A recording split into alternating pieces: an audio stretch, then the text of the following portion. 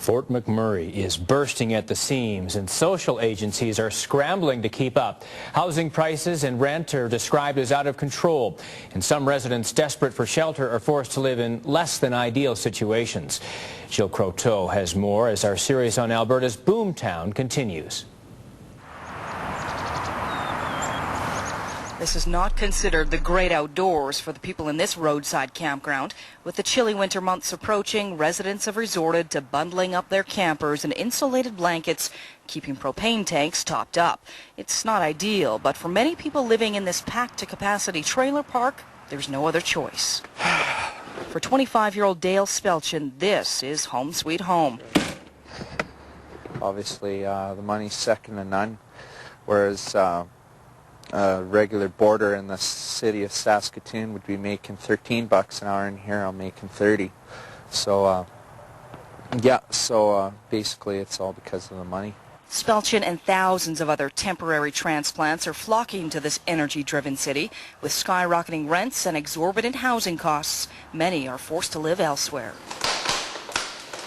Community service agencies are shouldering the pressures of growth. The people who sleep in emergency shelters actually have jobs, but can't afford a place to call home. They bring their families when they come to Fort McMurray.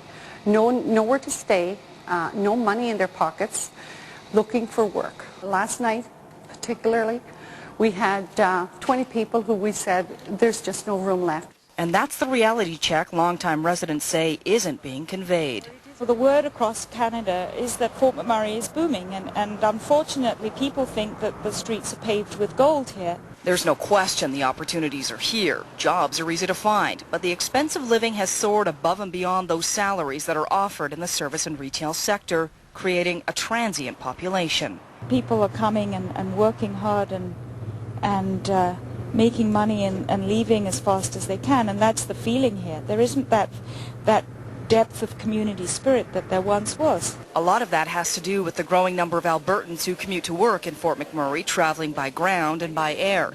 They're referred to as the shadow population. As people used to say to me, where do you live in Fort McMurray? And I'd say, let's get this straight. I don't live in Fort McMurray. I work there. I live in Calgary. Night, night. Night, night.